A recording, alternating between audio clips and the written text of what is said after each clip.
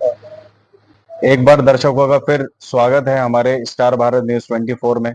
आज हमारे साथ मौजूद हैं सपा जिला महासचिव का एडवोकेट बिलाल का। ठीक है, उनसे रूबरू होंगे और उनसे जानेंगे कि आज 4 तारीख को जो 4 जून को वोटिंग खुलने जा रही है उनके बारे में उनका क्या ख्याल, क्या कहना है, और जो आज मीटिंग रखी गई थी उसका क्या पर्पस था। जी बिलाल जी, बताइए कि आज जो मीटिंग रखी गई थी उसका क्या पर्पस था। देखिए, 4 जून को जो लोकतंत्र का उत्सव हम लोग आज तक बना रहे थे, जी। पूरे देश में चुनाव चल रहा था। समाजवादी पार्टी पूरे प्रदेश में बहुत मजबूत स्थिति में लड़ रही थी। 4 जून को उसका फल पाने का, जनता का जो जनादेश आएगा उसको पाने का दिन है। उसकी मतगणना के लिए आज मतगणना के एजेंट्स जो थे हमारे सबको, क्योंकि प्रदेश पार्टी कार्यालय से हमें जो दिशा निर्देश दिए गए हैं उन सभी को ब्रीफ किया गया है, मतगणना एजेंट्स को, और सभी को बताया गया कि मजबूती से रह के अपनी बात को कहना। कहीं किसी प्रकार की कोई गड़बड़ी अगर मिलती है तो हमें सूचित करें, हम वहां मौजूद रहेंगे, हम अपनी बात अधिकारियों से कहेंगे। और हर वोट का, हर बैलेट का, हर ईवीएम का मिलान जो है, मतगणना स्थल पे कितने वोट पड़े, कितने पोल हुए, इन सब चीज का एक ब्यौरा उन्हें दिया गया है। उन्हें बूथवार बताया गया है। जो ईवीएम खराब थी, रिप्लेस हुई, उसके बारे में सारी जानकारी दी गई है। सब कुछ चार्ट बना के दे दिया गया है ताकि किसी प्रकार की कोई कंफ्यूजन ना रहे और निष्पक्ष मतगणना हो सके। ये आज हमने यहाँ सभी को अपनी मजबूती से बता दिया है, और बता दिया कि किसी प्रकार का कोई वो नहीं है। मनोबल हाई है सबका, और सब लोग उत्साहित हैं 4 जून के नतीजे की। तो लगभग कितने एजेंट यहाँ पे आपने बनाए हैं हापुड़ मेरठ लोकसभा दोनों की सीट, जो अगर हम बात करें दोनों जगह पे। देखिए, 14 टेबल लगेंगी, 14 एजेंट्स हैं, एक चीफ एजेंट है जो आरओ टेबल पे बैठेंगे। तो सभी लोग मजबूती से पूरे साथ हैं, और जो भी लोग और भी हैं हमारे साथ के जो एजेंट हैं, जो सब लोग पूरी मजबूती से, पूरे उत्साह से और सभी सकारात्मक भाव से पार्टी की मजबूती के लिए लगे हुए हैं। कल 7वां चरण पूरा हुआ था 1 जून को, तो उसमें इंडिया गठबंधन का क्या रुझान रहा, क्या रहा उसमें। देखिए, इंडिया गठबंधन पहले चरण से लेकर 7वें चरण तक हावी रहा है। भारतीय जनता पार्टी को इस चुनाव से, पोल से एग्जिट कर दिया है, और जो जनता का एग्जिट पोल है वो 295 का है।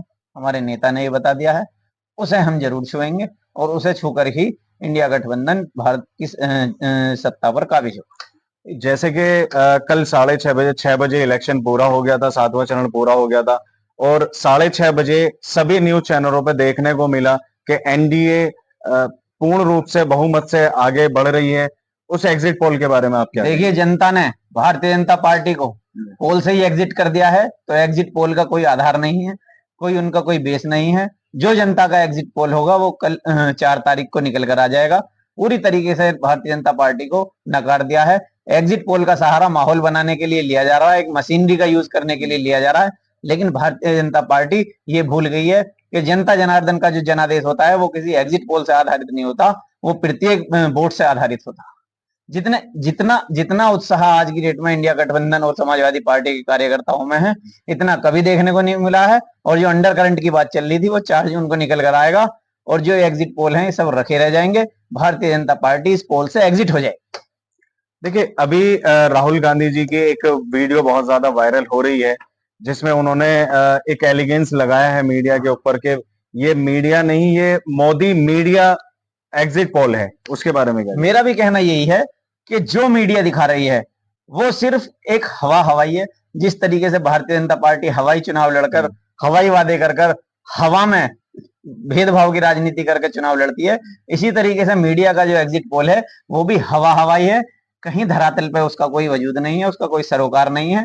सिर्फ कमरों में बैठकर भारतीय जनता पार्टी के इशारे पर एग्जिट पोल तैयार किए गए हैं। इन एग्जिट पोलों के धराशायी होते हुए आप 4 जून को 10 बजे देख लेंगे।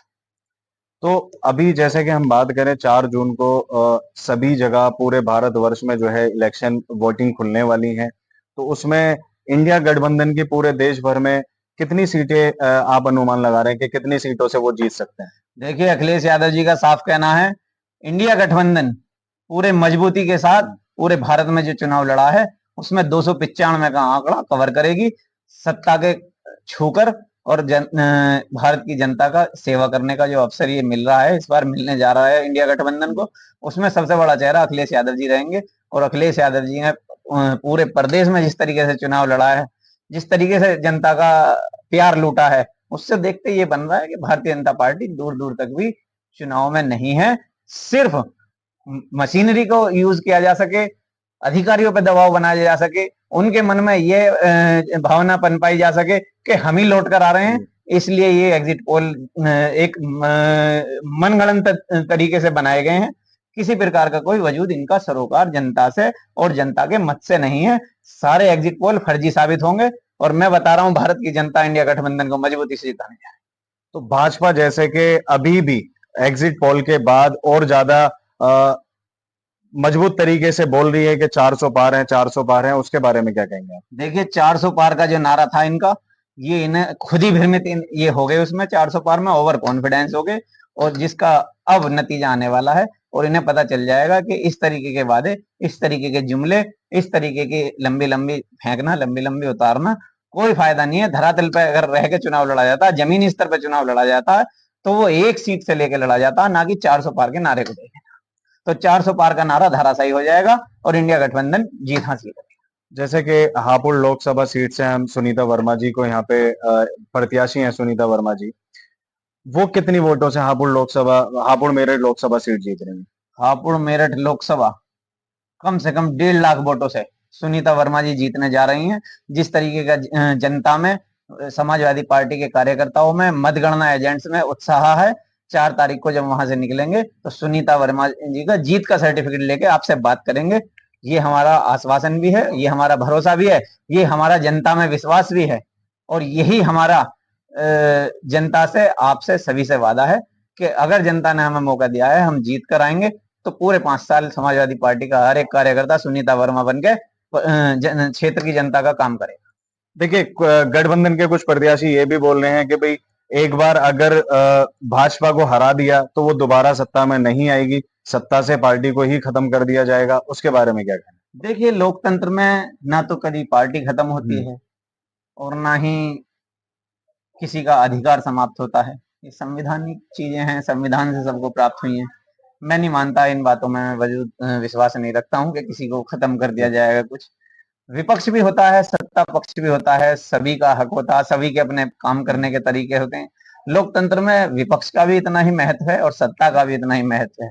बस ये बदलता है, कभी लोग जो सत्ता में होते हैं वो उन कुर्सियों पर बैठते हैं, जो विपक्ष है वो इन कुर्सियों पर बैठते हैं।